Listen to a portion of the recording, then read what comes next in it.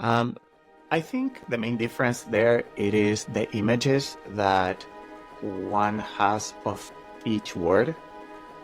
So one of the reasons why I don't call myself a shaman is because I am aware of what that word brings in people.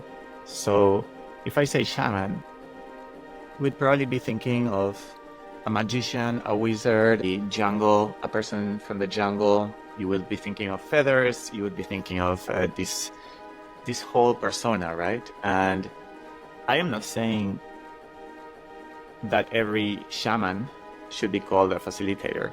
Not every facilitator should be called a shaman because it's a combination of what shows up in people with some form of appropriation. I feel that if I would be a Peruvian shaman and I would hear some person in the United States who looks like me say, I'm a shaman, I mean, I would feel somewhat either disrespected or something there's not right. And I feel like in respect for them and in respect for the participants and ultimately in respect for myself as well, it is important to make that distinction, because if I start calling myself that or any other facilitator in the West, if I call them that way, I am I am forcing people unconsciously for them to bring all of these images of what a shaman should be, and then the participants are going to start projecting their image of what a shaman should be into me or into whichever facilitator. And that will ultimately create expectations and therefore disappointment from both ends. Hello, beautiful beings. I am really excited to be here with Yvonne Chokron, who is a decade, give or take, in the plant medicine ayahuasca ceremony setting, and is a facilitator, and also has a background in engineering as well as teaching of mathematics. He is a friend of a friend, so I'm really excited to be able to sit down and to extract as much information as possible from Yvonne. So thank you so much for being here. Thank you, Ledania. Yes, you can extract and just milk it all out of me.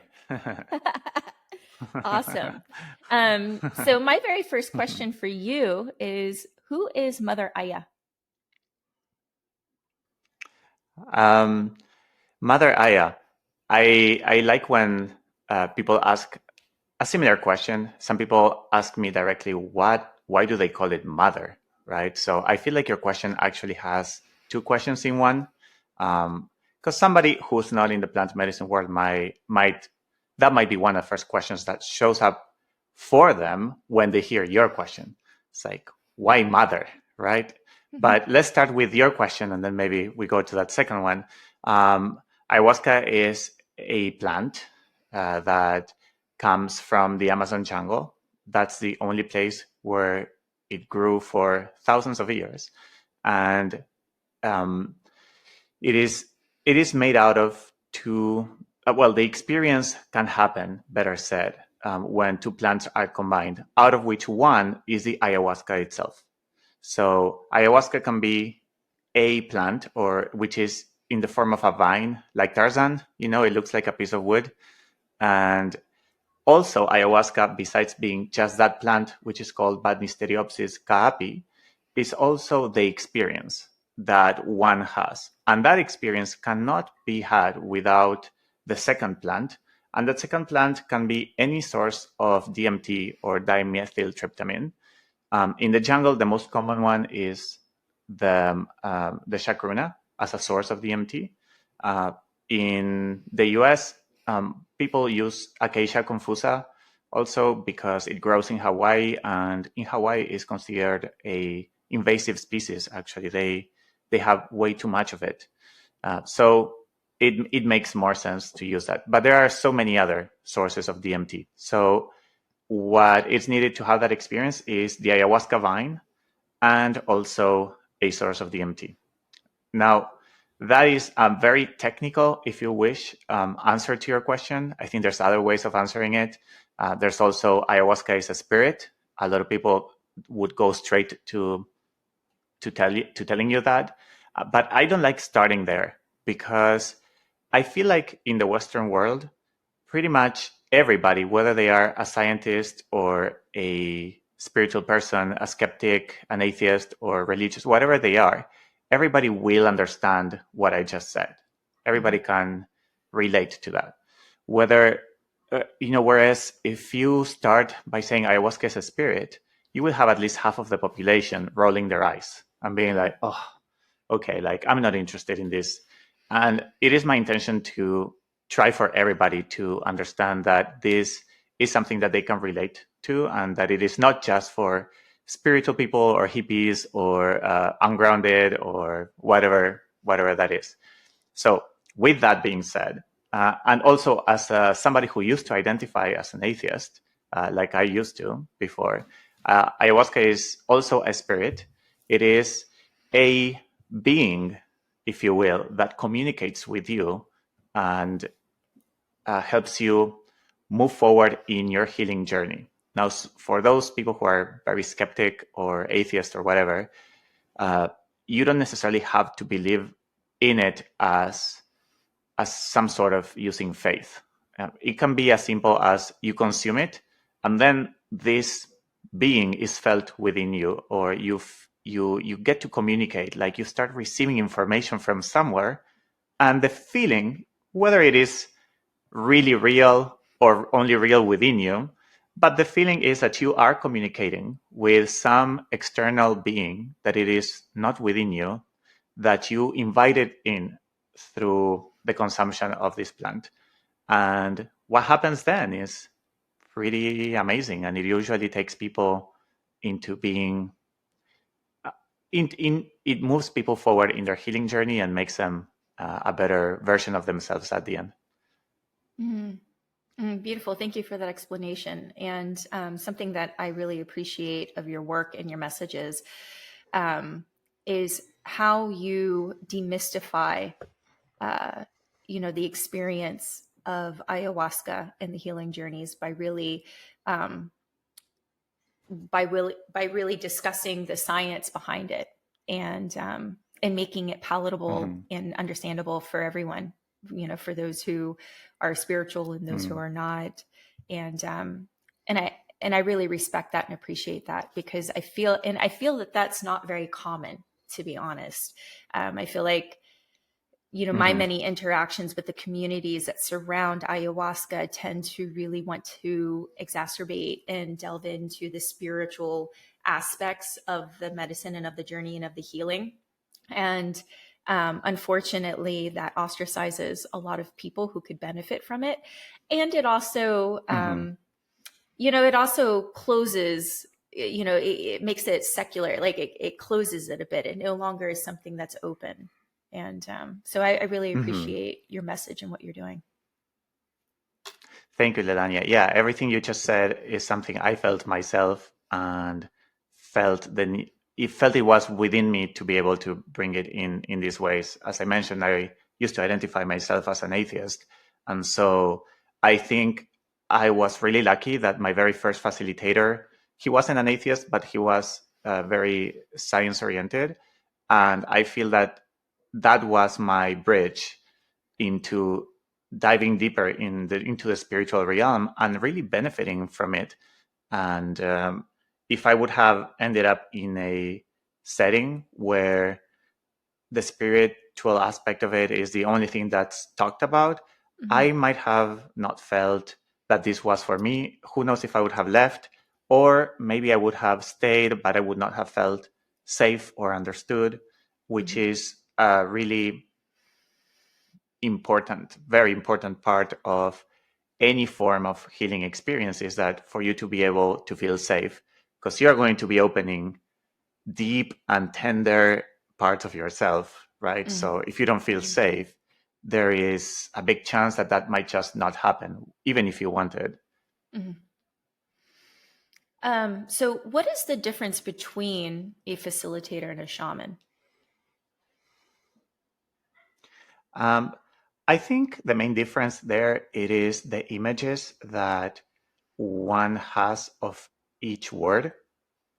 So one of the reasons why I don't call myself a shaman is because I am aware of what that word brings in people. So if I say shaman, you would probably be thinking of a magician, a wizard, a jungle, a person from the jungle. You would be thinking of feathers. You would be thinking of this whole persona, right? And I am not saying that every shaman should be called a facilitator or the other way around. What I'm saying is maybe the other way around, that not every facilitator should be called a shaman, because there's some appropriate, it's a combination of what shows up in people with some form of appropriation. I feel that if I would be a Peruvian shaman and I would hear some person in the United States who looks like me say, I'm a shaman, I mean, I would feel somewhat either disrespected or something there's not right. And I feel like in respect for them and in respect for the participants and ultimately in respect for myself as well, it is important to make that distinction, because if I start calling myself that or any other facilitator in the West, if I call them that way, I am I am forcing people unconsciously for them to bring all of these images of what a shaman should be. And then the participants are going to start projecting their image of what a shaman should be into me or into whichever facilitator.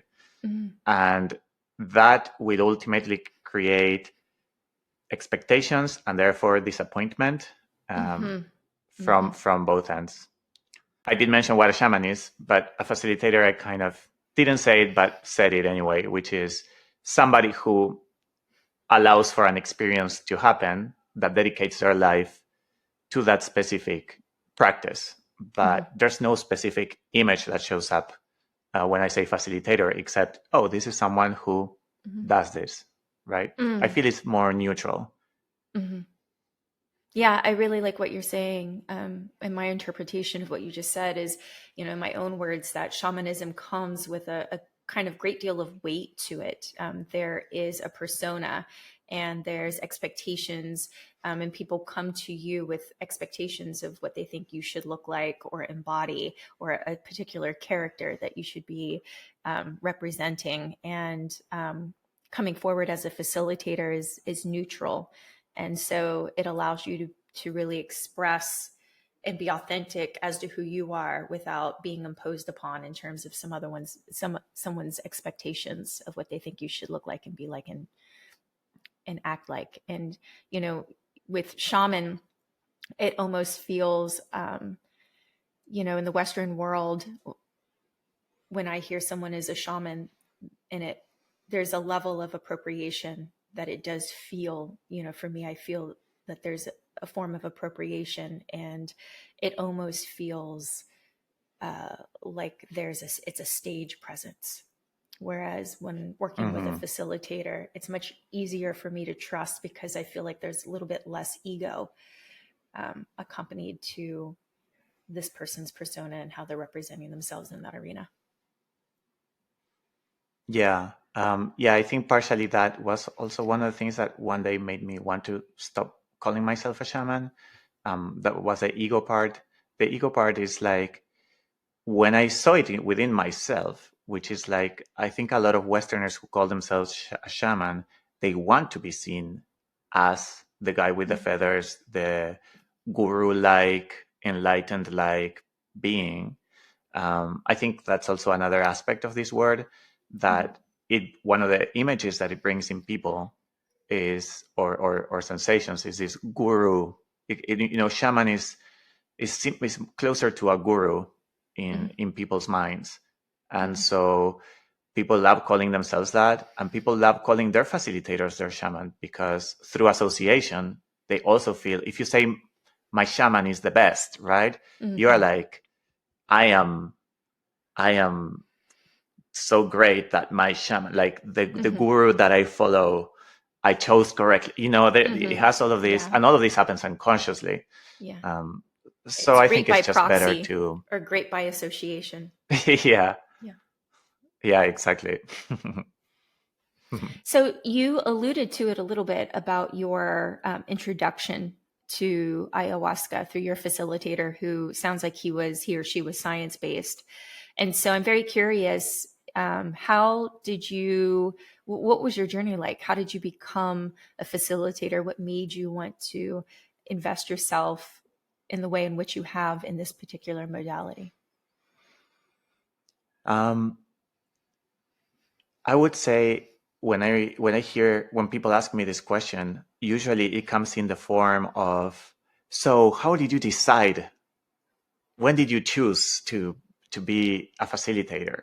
Because it's not something that you dream of when you're a kid, right? Oh, I want to be an astronaut. I want to be a fireman. I want to be a shaman. It's not something that one imagines that's going to Yeah. happen.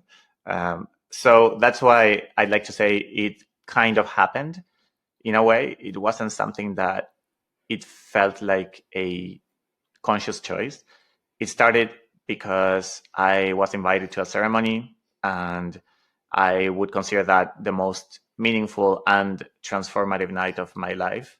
That's when I went from being very close minded and very atheist and very skeptical of everything and thinking that that was making me happy to what it felt like an awakening. You might see that every time I use any cliche spiritual words, I might make a pause because I'm trying to avoid uh, kind of beating the same drum that everyone in this world is in the world of spirituality is beating. But Mhm. it did feel like an honest awakening where it's like somebody threw a bucket of water Mhm. on my soul that was dormant. And what it felt like, it was like, of course, I'm going to be an atheist if my soul is dormant, is asleep, Mhm. because that is my experience. Mhm. And so, anyway, it was very transformative in an array of different ways. And so I became, for 6 months afterwards, I just couldn't stop smiling. I would wake up just so happy for no specific reason. I was alive, and that was enough. I Yeah, people would ask me, "What have you done?" Like, without me telling them, "What have you done? You look so great." And then I would tell them, right? And I became very passionate about the effects of it, but I never thought of doing it myself. And so the very first thing that I did is I told my mom, I told my brother, I told each one of my friends who still live in Argentina, that this was incredible and that I would love for them to experience it. So we arranged it for my facilitator to go to Argentina, paid for his flight and for his wife's flight. Like, we organized it, everything for him, and they did amazing too. And so little by little, I kept becoming more of an organizer and of an ambassador, if you want, for this, still Mhm. without thinking of doing it myself. However, at some point, my facilitator, who did not live in the US, started to come to the US less and less. And I started having the need to do it by myself. This thing started showing up within me as I really would like to drink ayahuasca next week. I feel like I have so much more to explore. And back then, 10 years ago, it wasn't as common as it is today. Mhm. You know, today you can go to Starbucks and get a ayahuasca latte pretty much. And you can find it pretty much anywhere. But back then it was hard to find. And so because of my background in science and in chemistry, I decided to just learn how to do it myself. And I did, and I was doing it just at home. Eventually, friends started telling me, "Hey, can I drink with you tonight?" And I'd be like, "Sure, I don't know what I'm doing. If you'd like to risk it, uh, I'm willing to risk it myself, but are you sure?" Anyway, so I started with close friends, and eventually they started inviting other people, and then other people. Eventually, they invited people I didn't know, and people would say, "Wow, the experience with you was the best one I ever had." And Oh. been to 10 other facilitators. I'm like, what? What are you like? I have no clue what I'm doing. But it seems like what felt like beginner's luck ended up being just a natural skill, if you will, for this and for helping people navigate their journeys. And yeah, eventually at some point I realized I've been doing this already for 1 or 2 years for people that I don't know. I think it would be the responsible thing to do to learn this properly. So this is when I started going to the jungle and learning under traditional shamans from Peru, and trying to sit with as many different facilitators as possible, kind of like trying to see what each person can bring in a good way, and also which mistakes they do, so that I can get the best out of each one. And that's my story of how I started.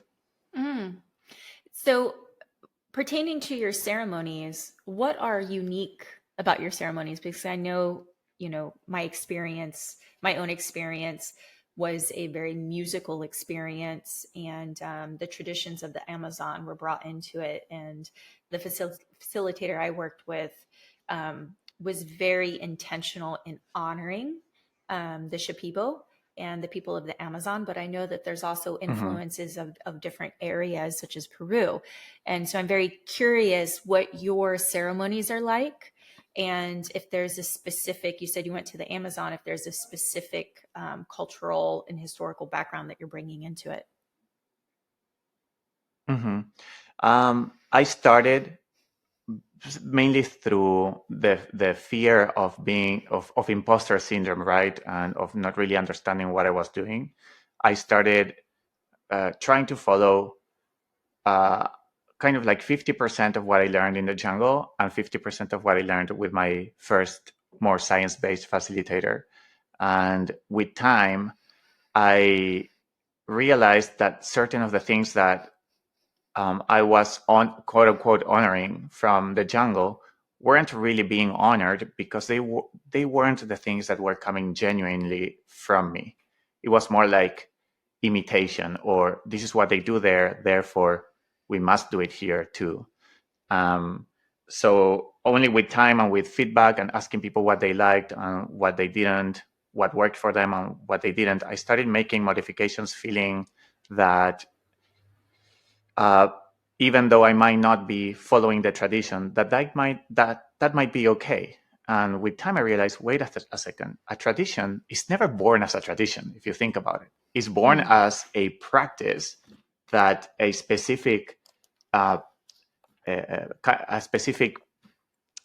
people do in a specific time. And if this tradition was born, let's say 10,000 years ago in the Amazon jungle, that's who they were in that place.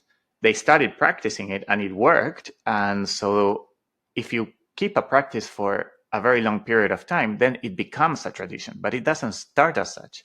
And so when I realized this, I was like, if a tradition would start from scratch in the West, would it look like the one that we are serving?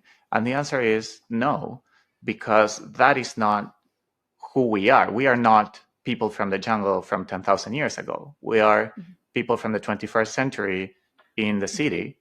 And so if a tradition is born in a place and time for those people, it makes sense to change it or to adapt it or to update it if we want it to fit us the most. So once I realized that and I became more certain about that philosophy, I think I became more proactive into really, rather than trying to honor the tradition that wasn't being honored, even if I tried, I thought to start it from the very beginning. What do we really need? And what I found out is that the way in which the Western mind works is mainly through the understanding of psychology, childhood trauma, how wounding works, how healing works. And so without dismissing the spiritual aspect of it, if someone, kind of like what we said at the beginning, we don't want to dismiss the skeptics and the atheists, but we also don't want to dismiss the spiritual and the believers, because I believe that there is a way in which everybody can relate to you. So to answer, that was more like an introduction to answer to your question. So if you ask what's unique about my ceremonies, I would say I think they are a ceremony. My ceremony is one that it is tailored for the Western mind, uniting science and spirit, that uses a basis of grounded spirituality and Western style psychology. Beautiful. I'm sure you see me nodding my head. Yes, a lot, just because I'm really resonating. I'm like truly, really resonating, and really appreciate your perspective. Thank you, Delania. You're welcome. The medicine, are you making the plant medicine yourself? Yes. Mm-hmm. Are you working with any other plant-based medicines aside from ayahuasca? Yeah, I work with Wachuma or San Pedro, more commonly known. And I also work with Iboga as well. The last one, can you elaborate on that one? Yeah, Iboga is a African root. Well, it's a bush, and the root bark of this bush is grinded and consumed directly without much processing done in between. It only grows in Gabon and in Cameroon, and it is a pretty it is, I would say, maybe the most healing plant that I have encountered, more than ayahuasca, in my opinion, and more than Wachuma, even though it is not for everyone because it's an extremely long experience and it gives you a lot, but you need to be willing to go through it. One dose of it can take you on a journey that lasts 36 hours, whereas, yeah, it's really a lot. And then you feel it for at least another week where you wake up and you're still feeling it in your system. It has a very long biological half-life, and so it stays in your blood for a very long time. And those, I work with that one, but very seldom, maybe once a year, because it is a lot. Right. But it's also these really people beautiful are on and really healing. a long-ass journey, and you're right on that journey with them. Yeah, pretty much. Damn. Yeah. Yeah. So, do all of these plants, what they have in common is the DMT aspect, which is what creates the hallucinations, and affect the serotonin and dopamine intake. Is that accurate? It is not. Only ayahuasca contains DMT, and DMT does dock into the serotonin receptors. Wachuma or San Pedro is a cousin of peyote. So for your viewers who are not very familiarized with many of these plants, probably if they have not heard of San Pedro, they probably heard of peyote. It's a little bit more, if you wanted, famous, and at least for the name. And these are cacti that their active compound or their active alkaloid is mescaline. They have many other alkaloids in them. So sometimes people ask me, is mescaline the same than San Pedro or the same than peyote? And no, mescaline is contained in peyote or in San Pedro, but there's many other alkaloids present in them. Mescaline also docks into serotonin receptors as well as dopamine receptors, which is why the dopaminic aspect of it, which is connected to norepinephrine, which is adrenaline. This is why a lot of people is that pathway. People get very active on it. So some people take it, they might be sleepy, they might be tired, and 2 hours later they just want to run a marathon and go hiking, which is one of the ways in which is consumed right now in the Andes, where the cactus comes from, is by consuming it and then going on what they call a pilgrimage, where they just go on these 12-hour hikes around the mountains and every few hours they talk to a river, they talk to a tree, they talk to the water, to the sun, to a mountain, and it's really, really beautiful. And then Iboga, the one that I was telling you about from Africa, well, that one is pretty incredible because it is the only plant known to man that docks into 5 family of receptors. So ayahuasca docks into serotonin, the serotonin family, I would say, because serotonin receptors we have somewhere around 15 to 17. I can't remember exactly. But yeah, you have the 5-HT to A, 5-HT to B, to C, and then there's other ones, right? So that's a whole family of receptors where ayahuasca docks into. The same with dopamine. It also is a family of receptors. And there's other ones like opiate receptors. So opiate receptors is where morphine docks into, heroin, oxycontin, fentanyl, all of the, all of the opiates that we are familiarized with, whether they are legal or not. And we have sigma receptors as well. And there's so basically we have a bunch of different families of receptors. And Iboga, or ibogaine, which is the active compound in it, docks into 5 of them, which is pretty unique. Which is why the experience is so multifaceted. An Iboga experience can take you not only on a very long journey, but in a journey that it is looks and feels very different every couple hours. It's like yeah, it just starts in one place, takes you to a very different one, and then takes you to a very different, because it's as the main alkaloid, which is ibogaine, starts metabolizing, starts docking into different receptors and giving you a very different experience. But for DMT, it's just ayahuasca. And psilocybin, right? Or is that different? So psilocybin is a molecule that it is very similar to DMT. The structure of psilocybin is almost the same as a DMT, with the difference of an oxygen and a hydrogen. And it also docks into serotonin receptors, which is maybe why I wouldn't completely assure this, but the psilocybin experience has ayahuasca-like moments where people are like, "Oh, I feel like I'm on Aya, not on mushrooms." So it docks into the same receptors, and the molecule is very similar.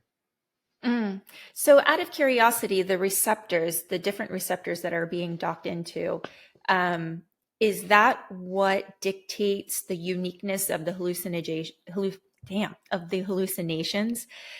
Because I have experienced mescaline of peyote, San Pedro, ayahuasca, psilocybin, and the hallucinations are all vastly a very unique, different experience. With psilocybin and ayahuasca feeling similar in terms of the way that I would see the energy and the way the energy would show up in terms of visualizations. However, ayahuasca is the only one that I've experienced where you actually feel like you're connecting to an entity and you're having in-depth, beautiful conversations with this entity who is collaborating with you in creating the experience and is a messenger bringing information. No other plant that I've ever worked with have I had that interaction, which was just an incredible interaction to feel like you actually have a guide that's internal with you, as well as the guides that are supporting you externally outside of yourself.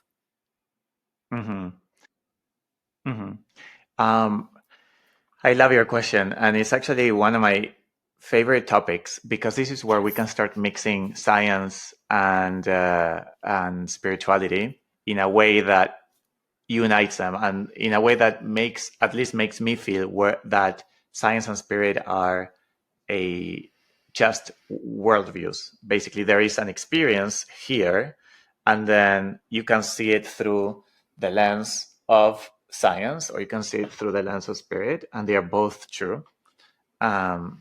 So since we have an experience that's here that kind of splits into these two ways of seeing it, I always felt that these two sides, science and spirit, must be correlated.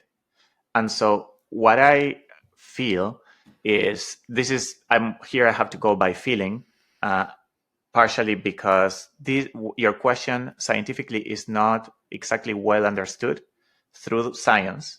The good thing about the spiritual aspect is that you don't have to necessarily prove it. You, with feeling is enough, which I'm sure a lot of scientists out there hearing this are cringing, and I'm there with you. I would cringe too if I would hear myself a few years ago say these things.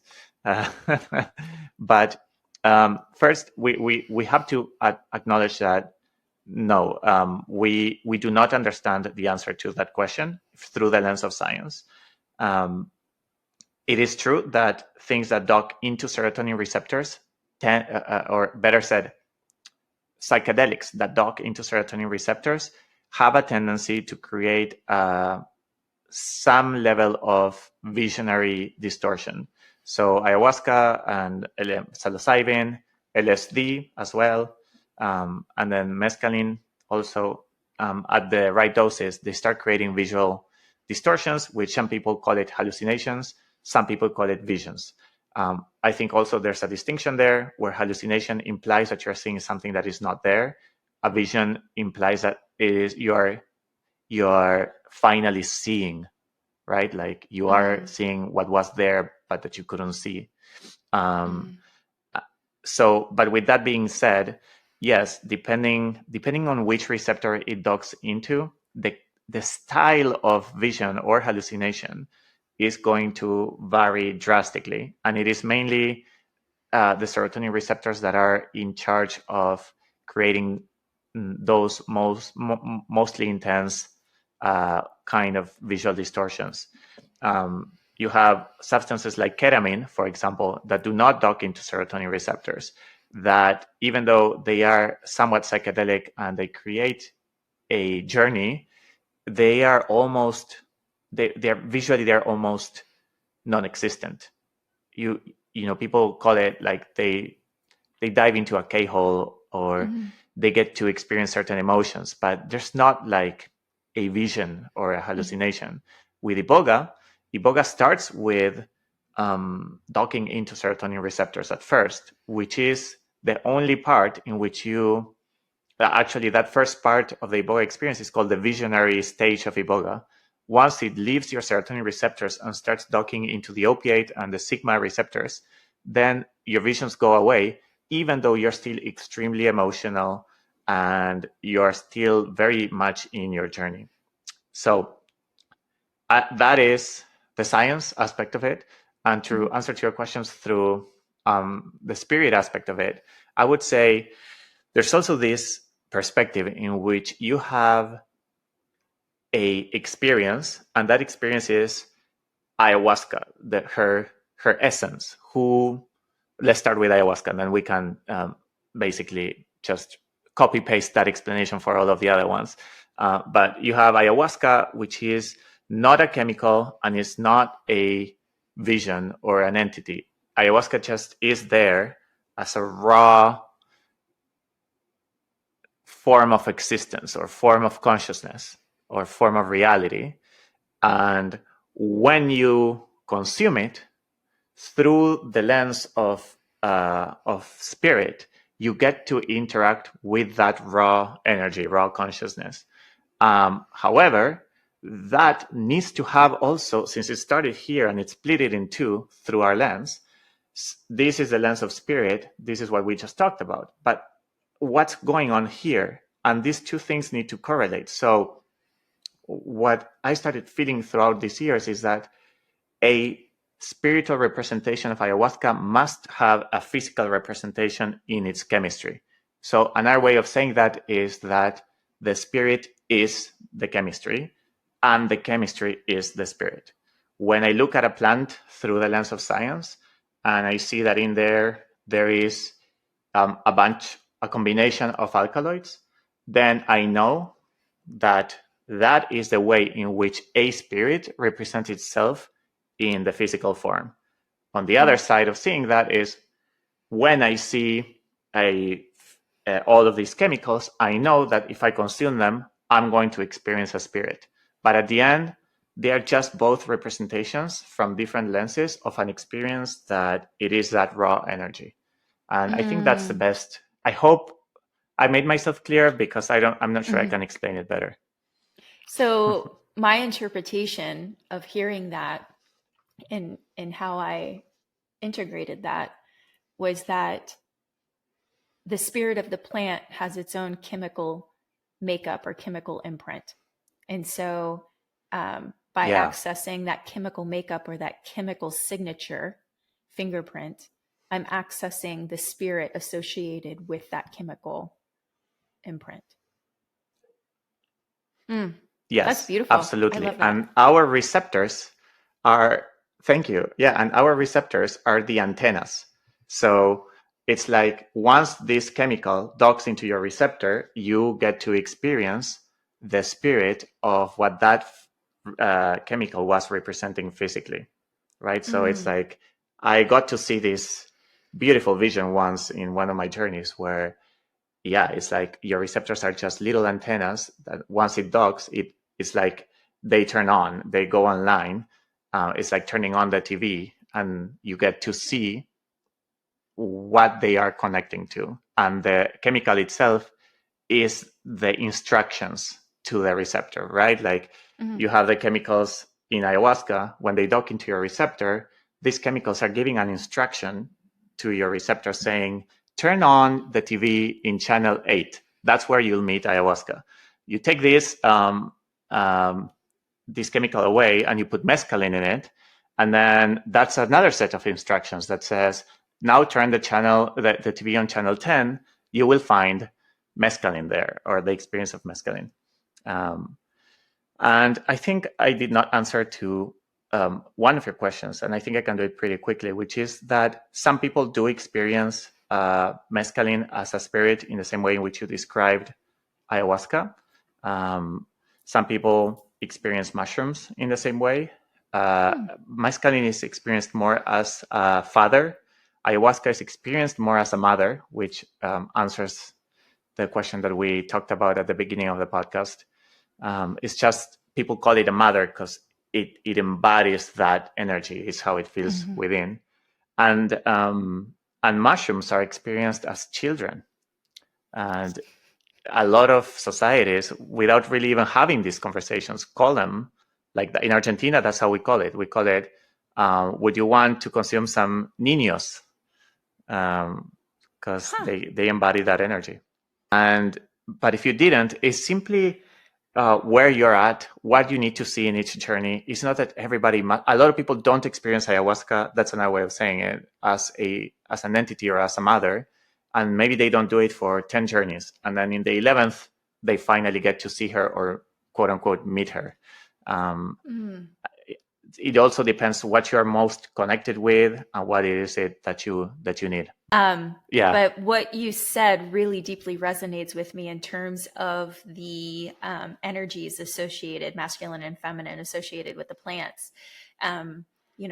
My interactions with psilocybin has always felt a little mischievous and playful and a little like, very childlike.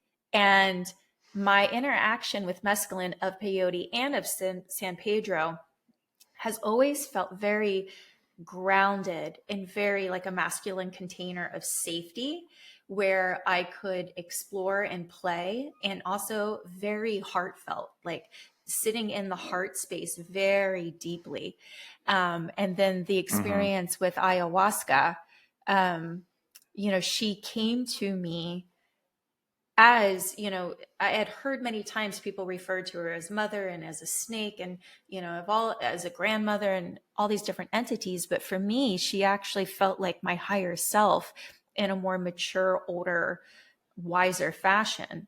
that as if the veil had thinned and my higher future self could come down and guide me and talk me through some of these experiences and some of these past experiences that I could let go of that were no longer serving me, and how I could honor myself and love myself at a deeper level. And so it was just a really incredible experience with all three of these particular plants. And so, yeah, your description really resonated with me, and I'd never heard that before. Awesome. I'm glad I can give that perspective. Nice. Hmm. So I think something that I'm very curious about, and I believe that you have touched on the topic before, but in terms of how the plant interacts neurologically, with your, with neurological pathways. And so I'm very interested in learning and understanding what the plant is doing on a neurological level that even allows you to feel it, or the interaction with the medicine for weeks later, that allows you to feel very open, very sensitive, very raw, and also allows one to feel as if there's space between the self and the ego. And so what is happening neurologically that allows that to happen? So neurologically, what's going on is that ayahuasca is reconnecting or opening a pathway to your amygdala. And so the amygdala is a part of your brain, like an almond. It looks like it's almond shaped, very small, down here, closer to your neck, that it is in charge of storing stress response, fearful memories, and like all of the everything that's anxiety or fear related. We have a part of our brain dedicated to it. So it makes sense that it would be a part that it is specifically dedicated to it, because that plays a big part on our safety, right? Fear is actually a good thing. Fear is an instrument that we have, that it is a defense mechanism to which if we wouldn't have fear, humanity wouldn't be here. We would have died. If you are not afraid of the lion coming to you naturally, if you're not afraid of heights, if you are not afraid of all of the things that you're afraid of, you would be more careless and you probably would die much sooner. And if you bring that back thousands of years ago, when there weren't that many humans, probably we would not have managed to reproduce fast enough and survive. So the thing about fear too is that fear arises in moments of our. It's important to note that we have two kinds of fears: the ones that are hardwired, that comes with the programming of being a human, like the lion or the heights. But we also have learned fears. So you might not be born fearful of men, but if your dad is abusive to you, then you might grow up feeling that all men are dangerous, or maybe all men with glasses because your dad had glasses. So whatever it is, there's certain fears that showed up as a learned experience in moments where you actually needed that fear. So if your dad is abusive to you, it's healthy to be afraid so that you can put distance, or so that you learn that if you wash your dishes, then your dad will not be abusive, or if your room is clean, whatever the threat is in that moment.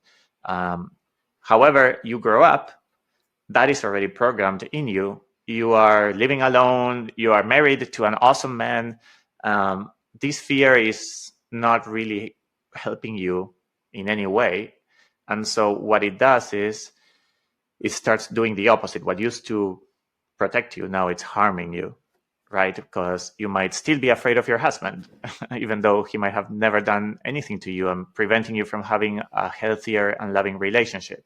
Or you might be afraid of creating any, how do you say, meaningful friendship with men that are wonderful around you. So all of this is to say that certain fears who are stored in the amygdala, at some point they need to go away. And it is great that we store them. And if you think about it, I do believe that we are meant to consume these plants, because if there is a natural mechanism to store fears that are important for our survival, then there must be a mechanism to get rid of them when they are not useful for us anymore. Mm-hmm. And since that doesn't happen naturally, it must happen some other way. And I do feel that, if you want to call it God, the universe, life, has put these plants on earth for us as that mechanism that helps us reconnect with those fears. Let us know that that those things are old, that they need to get rid of, or let go of, and do that. So I think I couldn't respond to your question only neurologically, but I think now it would make more sense after all of that, where neurologically what happens is that you are reconnecting. There's a pathway reconnected to your amygdala, so that you can reconnect with all of these fears and things that bring you anxiety, so that you can finally let go, or process them. So you store them in the amygdala, and they are there like a vault that you keep in the basement of your house, waiting for you to one day be ready and be like, okay, I'm going to come to the basement, I'm going to open the vault. I'm not going to take care of everything at once, because this vault is big and it has a lot of spider webs, and I just can't do it all in one go. But I'm going to start from whatever I find first, or whatever I'm ready for. Yeah. So what I was hearing is, I think, oh yeah, sorry for the lag. And the other question you asked, which is, why does it stay with you after the experience is over, is because what feels like this thing staying with you is actually you living your life without this thing in the vault. And because it's new and you're not used to it, it's a new experience to live your life without it. You keep feeling it every day. You wake up and you're like, oh my God, I feel so good. Oh my God, the next day, oh my God, I feel so, what's going on? What's going on? And what's going on is that you are still not used to a state in which you have gotten rid of something that was weighing you down. At some point, you wake up and you don't feel that anymore, not because the thing has come back, but because you just simply got used to it and it became your new normal. Nice. So, in terms of doing the inner work, it sounds like plant medicine is very supportive in helping identify suppressed and oppressed fears and limiting outdated belief systems that at one point did serve us in terms of protecting us, but that we still continue to utilize and that are not of service to us any longer. And so the plant medicine allows us to extract and understand our shadow states and to work through them in the ways that we do in ceremony. And then to come out of ceremony feeling a release and a relief, having worked through some of those oppressed emotions or belief systems. Correct. Perfect summary. That's what I do in my my line of work as a transformational mindset coach. It just takes longer, which, interesting enough, during my ceremony, that's what the consciousness of the plant had told me. She said that the work that I was doing was very beautiful, and the path, my journey that I've been on, is very much in alignment with what I was learning from Aya. And she said, to continue doing it. She said, the only difference is Aya brings all this energy up and out much quicker. And she said, and it moves so fast that you might not integrate or grab a hold of everything, she said. But she said, in your mindfulness practices and in your shadow work that you're doing, as you extract and pull this up, you're integrating it simultaneously. She's like, it just happens slower. So it was really interesting. My interaction with Aya felt more like a conversation, like what's happening between you and I. It was a very like educational conversation of her walking me through the process of what I was experiencing. So yeah, wonderful work. Beautiful. Awesome. I'm happy to hear that you had such a positive experience. It just, when I hear someone say the opposite, it makes me sad because I know the potential for it, and so I'm happy that has been your experience, and I hope that you'll continue to have many of these because they are so wonderful and so healing. Yeah, for myself, nourishing.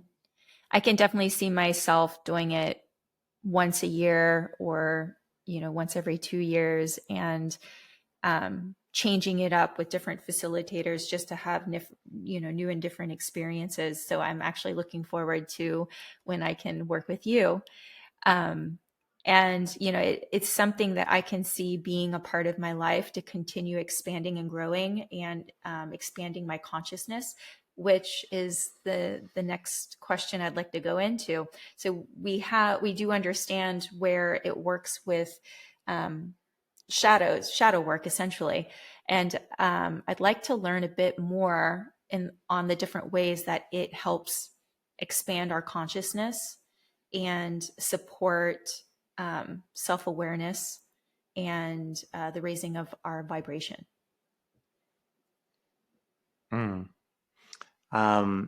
Yeah, so this will have less of a neurological explanation. I think this is where science starts, where the tool of science is not the right tool to talk about these things, where it starts falling short. And that's where I would say, maybe bringing a little bit of the conversation before, where ayahuasca is represented, the raw energy of ayahuasca is physically represented as these alkaloids that dock into your receptors, that are like antennas that help you tune into a specific channel. Now, what is this channel that you are tuning into? Well, that is when you get to go to this place where you have a guide, in this case is ayahuasca, and this guide carries a specific kind of wisdom. It doesn't carry, with carry, I guess what I mean is has access to, or channels. So the wisdom is not something that we carry, in my experience, or that a spirit carries. It's more like the wisdom is out there or in here, which ends up being the same thing. And some of it, a portion of it, is channeled through you. Like you have access. You're literally that. You're a channel. You're a vessel that, for some specific unknown reason, which is unique to you, you have that unique access to that portion of the wisdom. And I believe that to be true not only for people, but also for spirits. And so ayahuasca channels, or has access to, a specific kind of wisdom. And when you drink her, what you're basically doing is you're authorizing her to start channeling that kind of wisdom within you and bring it to you. Now, what that wisdom is that she has access to is all of the things that you were mentioning with your question. She channels the wisdom of compassion, of forgiveness, of letting go of things that don't serve you anymore. She can allow for things that you are not willing to do yourself, but that you're ready to finally do it, right? And I do always comment on readiness, because people are like, I'm afraid that I'm not going to be able to handle it, or that it will be too much. And what I say to that is that if the ceremony is properly held, if the ceremony is not properly held, then yes, that can happen.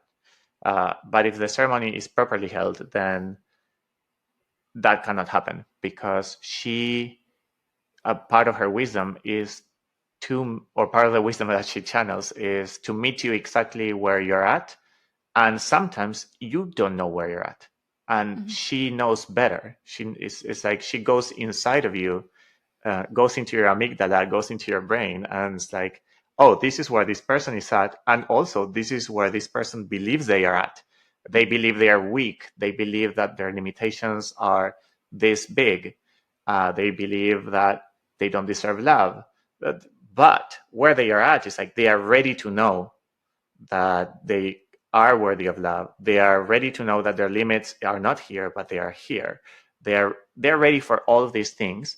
So what ayahuasca does is a catalyzer that pushes you or moves you into the places that you're ready, that are within the limits of your own boundaries, but that are outside of the limits that you think you are in, which is why the experience can be for moments uncomfortable. It's because she's pushing you outside of your own beliefs of where you're at, but still within the limits of what you're capable of holding. So yeah, and healing will seems to me that it is moving towards the vibration of love, compassion, forgiveness, and meeting yourself where you're at, self-acceptance, letting go of shame, letting go of fears that don't serve you anymore, but keeping the ones that do, and accepting them and loving those parts of yourself, loving your shadow, loving the parts of you that are living. And that can be such a meaningful experience that, as you said, it raises your vibration. What that means is that when you are in the presence of someone that has stepped into that place, you feel higher. You feel there is something about this being that has risen. Beautiful. Thank you. I know on your YouTube channel, you have posted your thoughts regarding diet before going into ceremony and the scientific reasoning behind it, and kind of removing the wooism and really allowing people to have a better understanding as to why to omit certain things from their diet prior to going in. And you've also alluded to some of the downfalls of what can happen if you smoke marijuana prior to going in to receive ayahuasca. And I was wondering if you could touch on that a little bit. Yeah. The benefits of doing the diet before the ceremony are, there's two. One aspect is actually physiological, in which certain foods and medications do interact directly with the part of ayahuasca that inhibits an enzyme in your body called monoamine oxidase, that it is in charge of metabolizing it's in charge of metabolizing a lot of things in your body, out of which some of them are consumed through foods that create certain effect. For example, if you consume raspberries, or aged cheese or pork, you are consuming a lot of tyramine, and tyramine raises your blood pressure. Now, tyramine happens to be that you metabolize it through a monoamine oxidase. Since ayahuasca inhibits this enzyme, by inhibiting it means that the tyramine present in your body is not going to be metabolized, and your blood pressure is going to be higher, creating headaches. And if you already have high blood pressure or you are diabetic, then you are in risk of a stroke from too high blood pressure and weak veins. So there are aspects of the diet that are physiological. The same with antidepressants of the selective serotonin reuptake inhibitor, or SSRIs, in which I mentioned that this this enzyme, monoamine oxidase, or MAO, is in charge of metabolizing many things. One of them is serotonin. So if you take antidepressants and you have a lot of serotonin floating around, and on top of that, you remove the possibility of metabolizing it with ayahuasca by inhibiting this enzyme, then you have a lot of serotonin and you cannot metabolize it, which means even more serotonin floating around, which can create serotonin syndrome, seizures, and death. And so this is a physiological aspect of it. This is one good reason to prevent certain foods and medications. Now, then there is the part that is, I would say, equally as important, which is the psychological aspect of it. Certain aspects of your diet are trauma-based. So overeating or being, how do you say, the opposite? When, or like if you have like any eating disorder, when you eat too little or when you eat too much, or maybe you drink coffee every single morning because you have been taught that you need to wake up and go straight to overperforming. Like you can't let your body wake up at its natural state or rhythm. You need to wake up and go straight to work, right? Like a lot of people have this. And there's many other parts of our diet that we consume them from a place that at some point, as we said with fears, where was the right thing for us, even if it wasn't the healthiest, but that we might be in a different stage of our life and ready to change that. So it is important to follow this diet so that you can get rid of or start the process of getting rid of all of your old parts of your diet. Okay, I'm going to backtrack for a second. You don't know which parts of your diet are trauma-based. So the best thing, now I'm back, the best thing that you can do is kind of like get rid of all of it.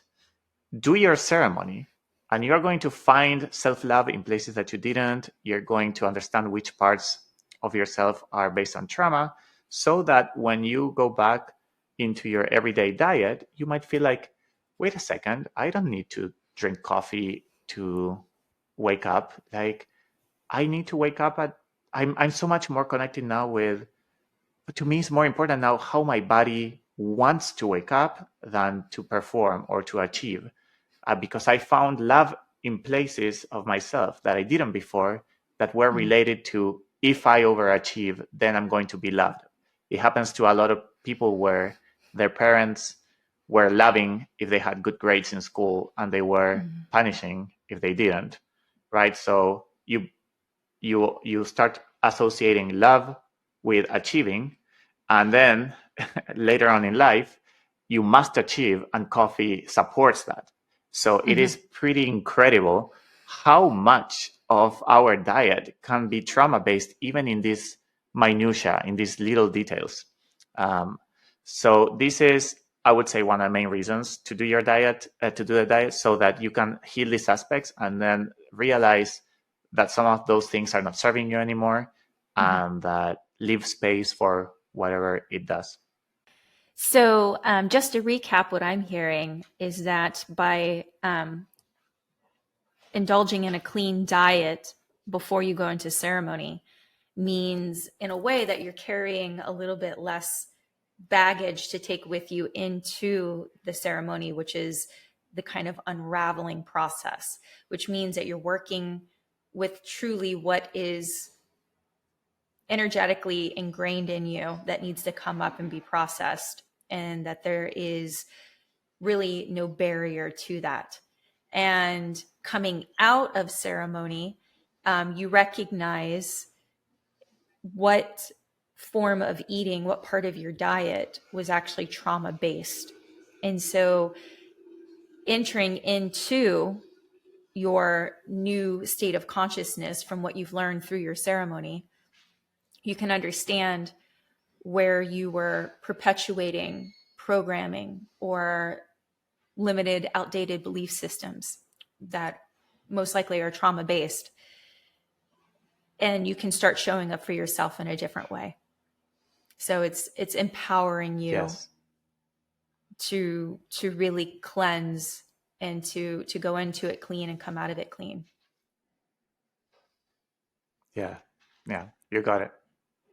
Beautiful. Mm-hmm. Thank you. And then we're going to touch on the marijuana aspect. Yeah, I haven't made a video on this yet, even though I am dying to make a video on it for many reasons. One is that people ask about it all the time. Second is because I believe it's really important, very, very important. And maybe in a minute you'll understand why. But the reason why I haven't done it yet is because I don't believe I will be gaining many followers with that video. If anything, I'll probably gain a lot of detractors. Well, I'm always up for an unpopular opinion. Awesome. Yeah, so I guess if you are a marijuana smoker, I am giving you a potential trigger warning that this following, I'm going to do my best. I've been trying to do my best to be as soft and compassionate as I can, and to understand this and explain it in a way that even the most fanatics of marijuana can still receive it. But as this kind of introduction to what I'm going to say seems to be clearly depicting, is that I am not in favor of this plant. So let's start there. I'm going to make my position clear, but I'm happy to explain why is that. And that is, since we're talking about ayahuasca, I think it would make sense for the explanation to compare them. And what I want to compare is one specific aspect of it, which is that with ayahuasca, what you're doing is going towards those parts of yourself that you are finally ready to confront, but that are within or close to your limits. Those things that you became an expert in ignoring, those things that are really painful, that are hard to confront. And so it is the exact opposite of running away. It is going towards the pain, towards those things that you ignored, towards those things that were too painful at some point, that you weren't ready, and now you're finally moving towards that. Ayahuasca takes you to the root cause so that you can address it and never experience the pain of that again, whatever it is that it is taking you towards. So it is the exact opposite of a numbing mechanism. It's like if drinking alcohol is a way of numbing, drinking ayahuasca is a way of undrinking yourself. It's almost as if you would be drunk in your sober state and you are taking the drinking away. You are like moving towards those things that are hard to face. Now, I think before we even talk about marijuana, we need to touch upon numbing mechanisms in general. And this is where I started finding a lot of compassion for marijuana smokers or any other drinkers, heavy drug users, people addicted to porn or to news. It doesn't matter what it is. All of the things that I mentioned, including marijuana, are numbing mechanisms. This means that you feel your pain less. You run away from your pain. Or, if running away feels like too strong, it's at least putting a little bit more distance between you and your pain. Now, how does numbing mechanisms, why are numbing mechanisms okay? Numbing mechanisms are okay because sometimes healing something takes a set of conditions. You need to find the right healing tool. You need to find the right moment. You need to be ready. You need to have the right facilitator or the right support. And as you are finding those things, it might be too painful to deal with certain things. If you cannot sleep, right? Or if life is extremely unfulfilling, and smoking marijuana takes that away, even if it is for a day or while the effects of marijuana are present, then I could never judge this. I used to. I want to be clear. I used to, but I am in a place where I don't judge this anymore because I understand that I also numb my pain in the places in which are too painful, and also I couldn't find a solution for it yet. So numbing mechanisms, if you will, are a way of buying time as you seek for real healing, right? So I can't deal with this, and also I don't have a solution. Something's got to give. Well, okay, let's numb the pain. Now, what's the problem that has arisen in our society is that we are using numbing mechanisms not for what they are meant for, which is to buy you time as you seek for real healing, but as a replacement for real healing. So it's a little bit dangerous because if you don't feel your pain, you might have less, you will have less of a, how do you say, incentive or motivation to heal it.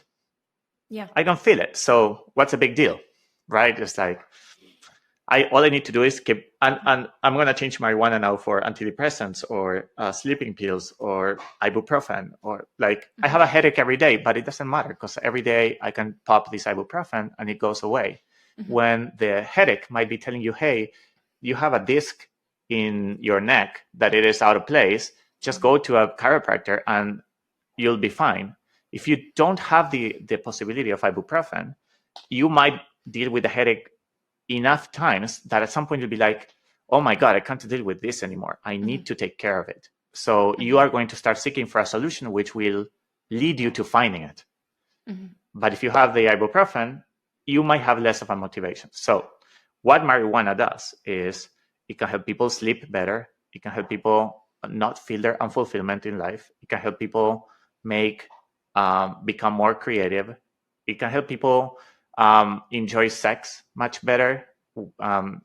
So in a way, you're like, oh, what's the problem with that? Well, the problem with that is that you might be able to enjoy sex as much if you find the reason why you are not enjoying it, which could be based on your own sexual trauma that you need to go find, release, and heal, and that you will probably have less of a motivation to do so if you have this tool that helps you numb that pain.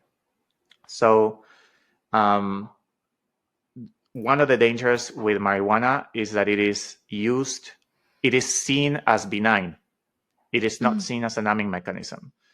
It started in the US becoming legal as a medical, it started as this medical marijuana. And that name by itself already tells you, oh, it's a medicine. It's meant, but medicines heal you. Medicines take you to the root cause. This is why I was comparing it with ayahuasca. And marijuana makes you not feel your pain, which is why you don't hear people drink ayahuasca every day, but you do hear people smoking marijuana. Not only you hear people smoking marijuana every day, that is the most common thing. Either people don't smoke or they smoke every day. Of course, there's those who smoke once every 3 months, once a year.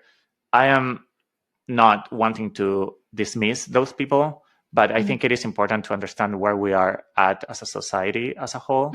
And either people smoke all the time, whether it is every day or twice a week, doesn't matter, or they just don't. And I think that speaks a lot for the character and the spirit of this plant. And what I've noticed is that people have a really hard time not smoking, those who are smoking it every day. A very, very hard time. It is hard for me. I don't think I ever heard someone be like, oh my God, I can't drink ayahuasca this week. I'm dying. Like, I really, really need it. Yeah. What you might hear is someone say like, wow, I do have these things to work on. I don't know. I would like to have a help in this. But with marijuana, yeah, like I've seen so many people struggle so much. And I feel like that struggle is the thing that I want to bring to you, dear listener who loves weed and who's really triggered by this conversation. Think about that struggle. Think about how hard it is not to have it. That to me is a red flag.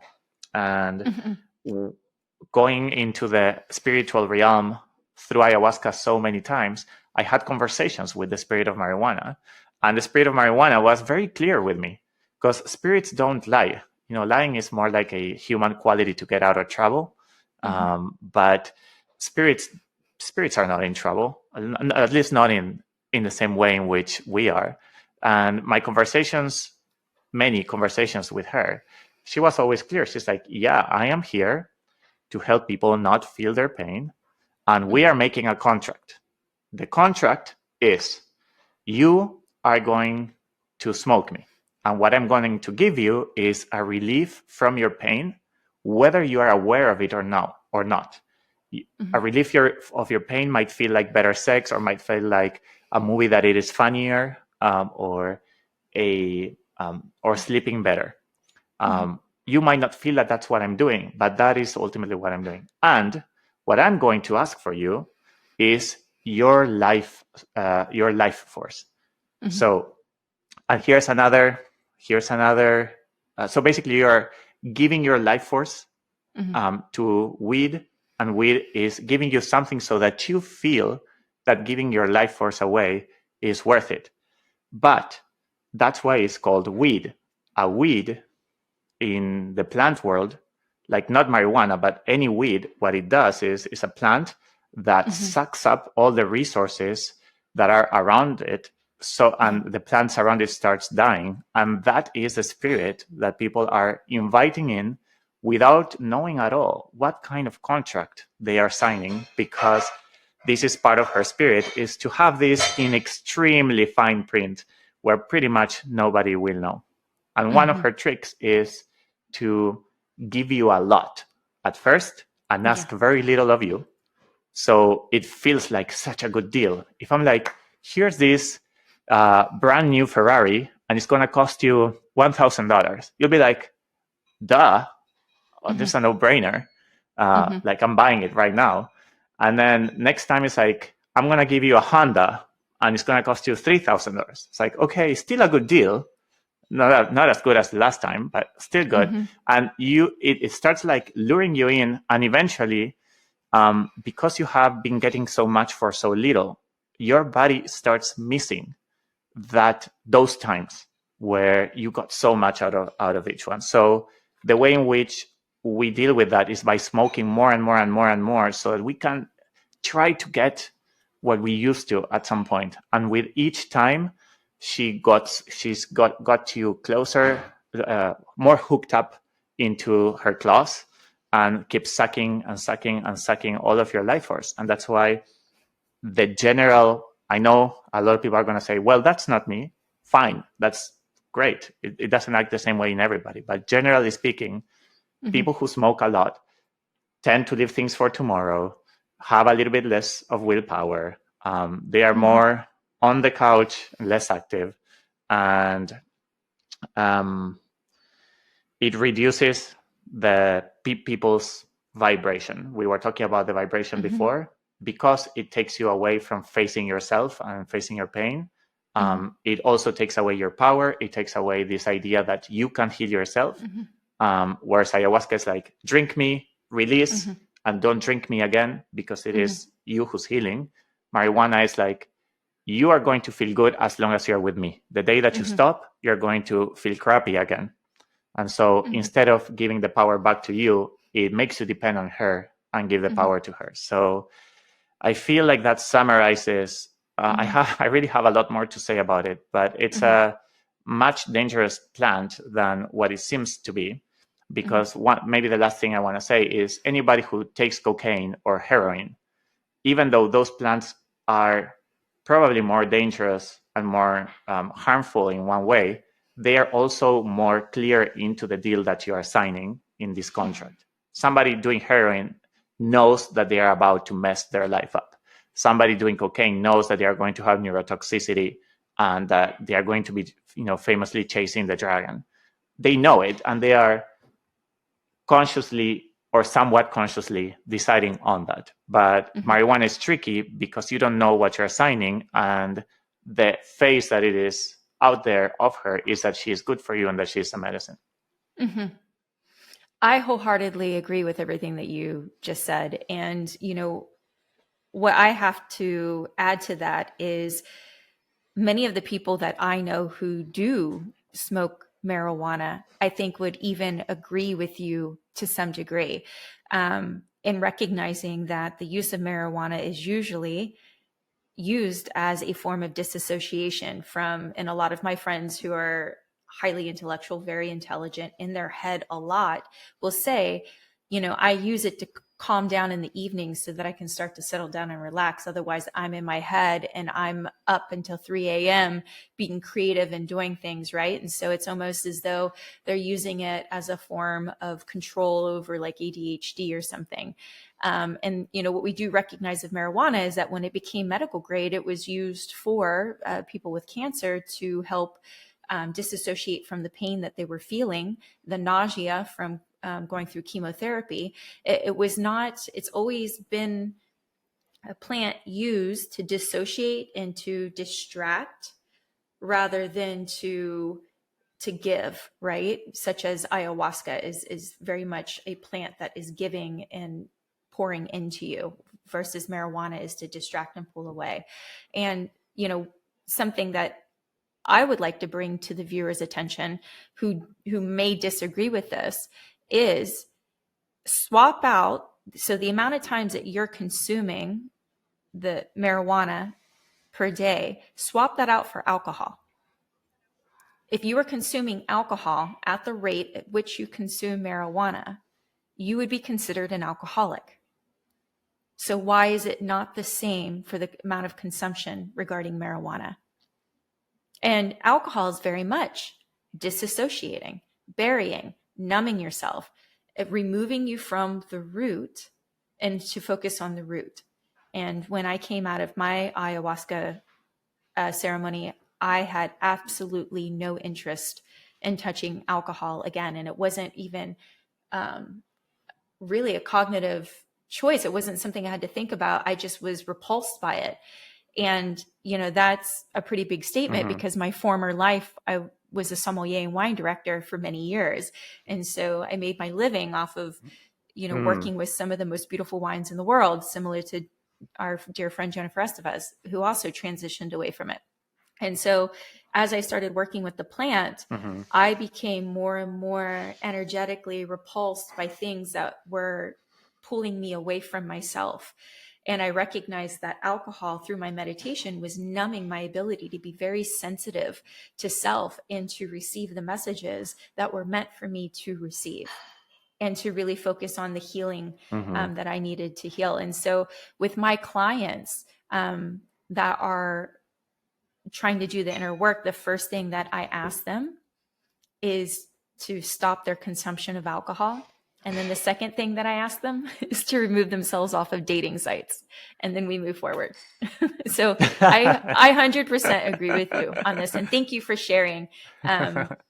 It's big. It takes a lot to be the voice that goes against the norm or to be the unpopular voice. And, I also think it's avant-garde, and that, you're just maybe a few years to a decade ahead of the consciousness that will become more mainstream of recognizing what you're saying to be very true. Thank you, Delania. That's very reassuring. I think that being that voice also comes with a lot of self-doubt for moments, right? If it's like only you who's going against the current. I don't feel that way anymore, but there's still hints of it. And I think every time that I hear comments like yours and people agreeing on or that they were thinking these things already, it's validating, and it does help me stay in that truth. And I think because it's somewhat avant-garde, as you were saying, I also realized that in order for it to not be avant-garde, because in a way I don't want it to be avant-garde. I wanted, I, uh, I both like that term, and also I feel like it also means that people are not going to get it. And my intention is really for people to get it, because I do want to live in a world where everyone is closer to a more healed version of themselves, right? And in order to do that, there needs to be an awareness that we are all using numbing as a replacement for healing. And so if that awareness by itself can at least maybe one person who hears this say like, wait a second, I don't want to numb. I thought this was okay. Because that's the that's kind of like the vibe that's around the energy of this plant, right? That it's okay. It's not the same as alcohol. It's not the same as cocaine. It's way more friendly. It's not as harmful. And I want to say, at least plant the seed into your viewers that maybe that is not true. Maybe it is as harmful in different ways. Might not be as neurotoxic, or it might not be as hard on your liver like alcohol, but it might still be as harmful in ways that you might have not yet thought of or explored. And if somebody can be like, okay, I'm going to at least consider it, and I'm going to consider that this is numbing, and that there is something that we could use instead of numbing, which is healing, to create the same effect. If you heal, you might be able to go back to sleep without depending on anything, or you might enjoy life, or you might enjoy sex, or you might, whatever it is that your numbing mechanism is taking away, then why not, right? Beautiful. And so the very foundation of, my coaching practice, as well as this podcast, and the intention that is being set, is to introduce compassionate self-inquiry and to support it. And so the message very much is if this triggers you, question it further, lean into it, because there's something there. And the foundation of this work and this podcast is self-awareness and open-mindedness, because it's the opposite on the pendulum swing of dogma, right? And that is where expansion is, and that is where growth is. And so these are the conversations to be had, not to skirt around them. These are very much the conversations that will support us in our expansion of consciousness. And I love having people on this podcast and having these conversations myself. And I love being triggered, because that's an open door for me to explore myself deeper and further, and to resolve whatever root it is that is there. And so I'm really hoping that the listeners are participating in that mindset as well, or at least entertaining it for a little while. That's such a great reminder. I think that was a perfect way to close at least this topic that we were talking about. It's like, it's okay to be triggered, and you can use it as an opportunity. It's also okay if you are not ready to use it as an opportunity, and you want, or all you're ready for is to acknowledge that you're triggered, but still be overtaken by it. It's also okay to do that if you can bring some awareness that is what's going on. And if you're ready to be happy, or for a part of you to be okay with being triggered so that you can explore, then wonderful. Then this has gotten you one step closer to your healing. So I think that was a great comment at the end. Thank you, Yvonne. So in closing, I want to ask you, how do you feel? Is there anything that you would like to circle back to? Is there something that you would like to touch on that we didn't? Do you feel complete in our discussion today? Let me see if something shows up. I feel very hopeful. I dealt with hopelessness. I think that's how I want to end, maybe, or add. I felt very hopeless for a very long time, most of my life. Hopeless around the idea that we are going to reach, as a human species, a threshold of harmony within ourselves and within each other. Mm-hmm. I'm not talking about perfect harmony. I'm not talking about no one ever gets angry ever about anything. I am talking about a threshold that feels to me of what would be like to live in a society that we are all happier to be living than not happy, like where we're more happy than less happy. And I don't think that, I'm pretty sure that we have not passed that threshold. I feel Mm-hmm. like most people are not living in that way, in that Mm-hmm. harmonious or closer to harmony way.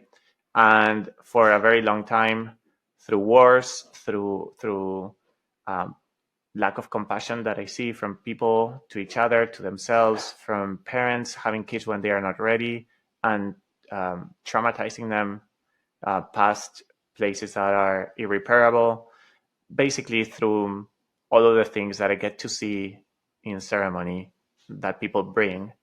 I have been feeling very hopeless for a very long time, which is interesting because I work on helping people do healing. And what I get to see all the time is people doing healing. So you would think, like, out of all the people, is it you who's hopeless? And I would say, yes, I think I'm also being overexposed to how deeply traumatized everybody is and Mm-hmm. perpetuates that trauma. And so, and that is also part of my trauma. Hopelessness is a deep wound within me that I am being slowly healing for the parts that I was ready to heal, which have been a very slow process. And so, with that, I want to say that I've been feeling more hopeful lately.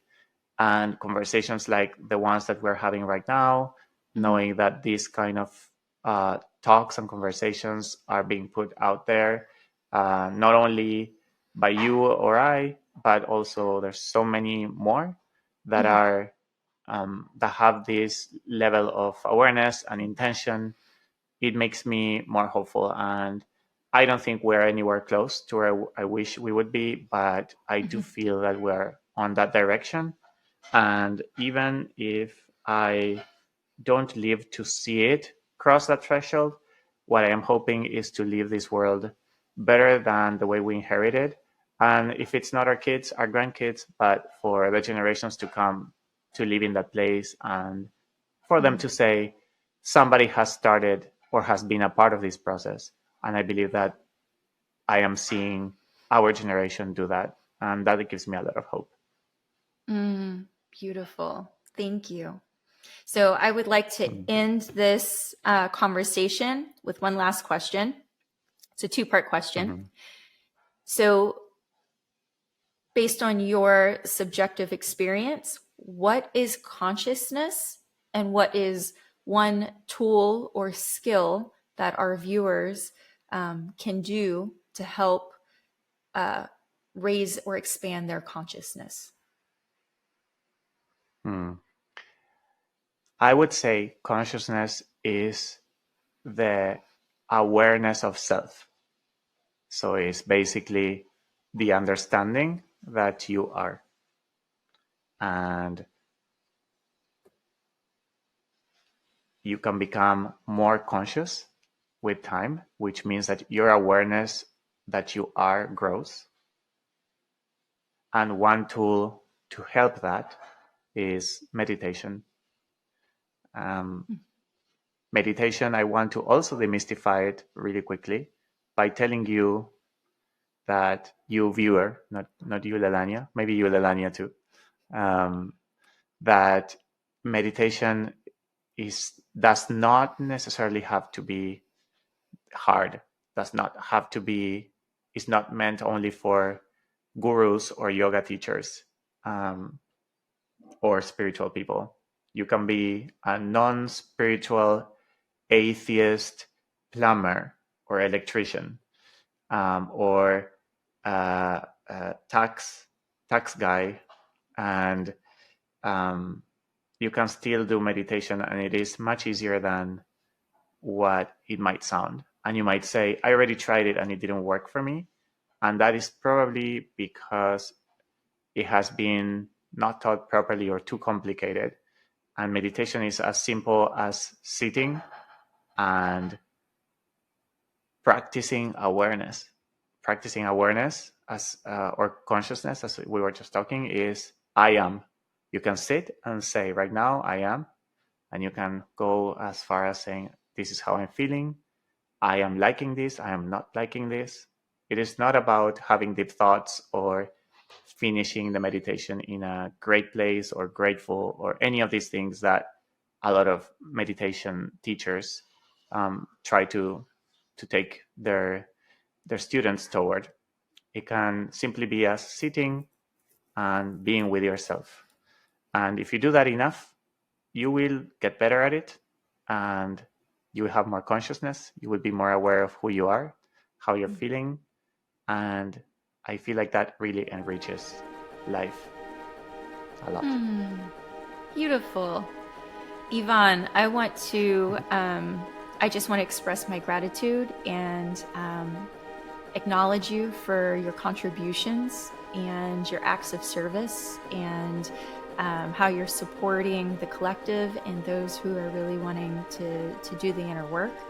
And I just want to say thank you. Thank you very much. Thank you, Lelania. Thank you for this space. Thank you for amplifying my voice into your audience and into the world.